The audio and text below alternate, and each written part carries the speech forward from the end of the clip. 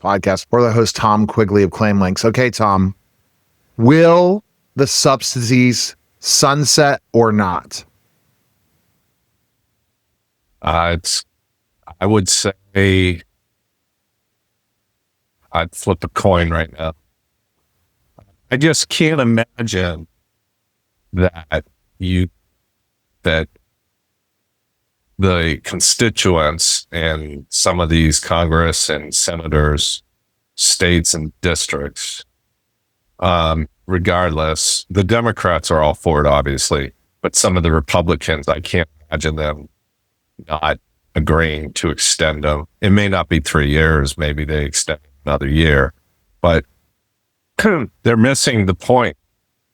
Again, if you allow that, and if you're showing the small business owners don't pay the ridiculous premiums, let people get subsidies, the money that is increased in taxes pays for those enhanced subsidies.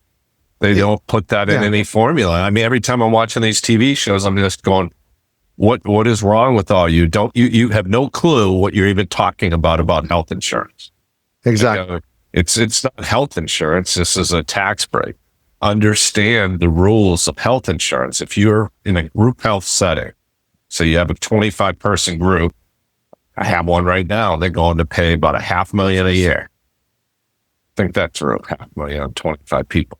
That $500,000 is not taxable. Now, say you leave 5 people on it, 20 get subsidies. The premiums go down to close to zero. Now they pay, let's say, $100,000 a year. That $100,000 is now taxable income, both on the employer and the employee levels. Well, that more than offsets the extension of the subsidies. They're missing it. They don't, they got to throw that in the formula, and they're just missing it. So I don't understand how these Republicans, if they want to get reelected, turn down not helping their constituents get subsidies. The problem with the subsidies, going back to how they were, is let's say you're making $80,000 and for 2 people, it's $81,000. If you make, let's say you get a $2,000 bonus and you're at $82,000 now, you got to pay the whole subsidy back. Yeah. Where it's gradually on the other way, it was gradually, so you wouldn't have to pay it all back. You'd have to pay a little back, but not all. And that's how they're working. So I just can't imagine, you're sitting there as a Republican and you want to get reelected and you're in a tight race. That will sway the election because, quite frankly, if I'm the Democratic candidate, I'm hiring somebody like me to tell them exactly how they're screwing you. Right.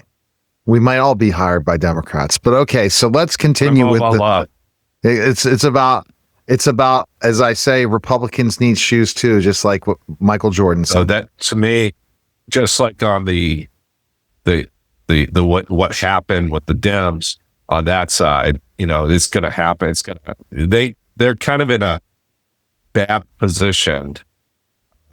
And you can't give the Americans the money because they don't even understand health insurance. They don't understand it now when the government's paying for the premium. They don't understand deductibles, co-insurance. They don't understand any of it. Very little. And you're going to give them this money and they're going to be good consumers and stewards of the money? No, they're not going to pay it. They're going to go buy something for Thanksgiving. Oh, you're being at least nice. I'm saying they're going to go Christmas. Or they're going to say, forget it. I'm still going to go to the emergency room.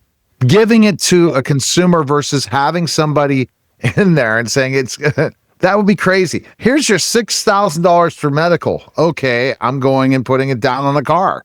Unless they have some kind of they put it in a card that can only be used for medical, like an agent. There. Well, but somebody's got to be advising him what he says. So that's a political conversation, but that won't work. So I'm thinking if he's thinking this, our president, then ultimately at the end of the day, they're looking at a solution, but they wanted to get the government shutdown done. And I think it is, which is going to now the biggest topic until 2026 is going to be healthcare.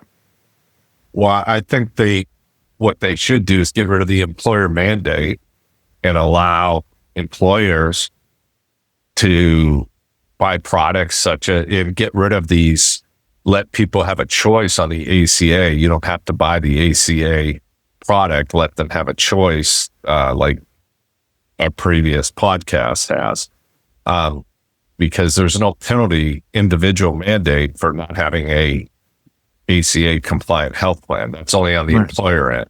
So there's things they could do, or they could just, if the government truly wants to continue to be involved, just put a $50,000 deductible on every American, and underneath you let them, the reinsurance they buy is paid for by the taxable income now created.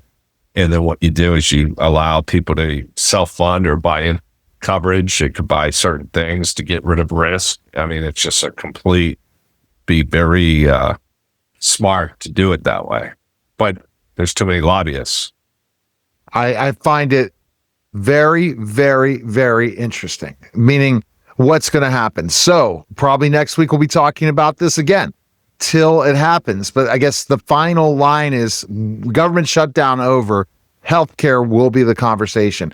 And what the conversation will be politically is I'll go into the Affordable Care Act. Should the Affordable Care Act ever been enacted?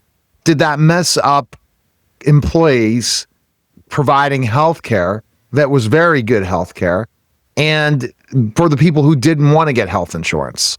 So at the end of the day, was that a good decision? You see it as the only way to give as a great opportunity for people to have less expenses on healthcare, especially with the subsidies. So you've been in the industry forever. Yeah. Is healthcare better after the Affordable Care Act?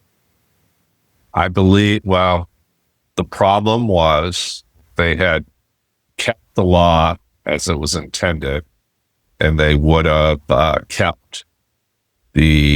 forced the insurance companies to leave their networks, like some states have good networks. Pennsylvania has great networks. So you take, in Ohio's, they're limited HMOs.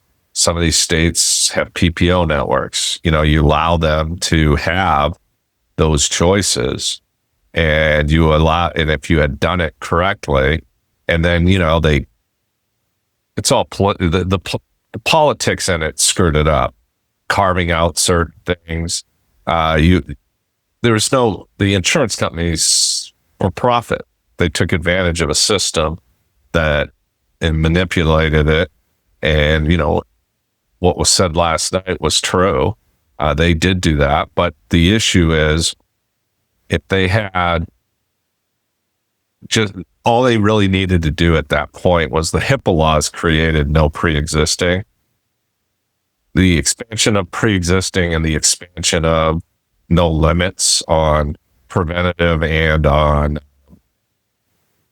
the catastrophic really didn't drive the costs up. But what drove, they didn't put in enough restraints. What they should have done is allow people truly, if they wanted to buy plans, that you didn't have to as a guy buy maternity, and they should have allowed them to have plans where they could rate, and they all had to have one or two things on them, but they didn't need.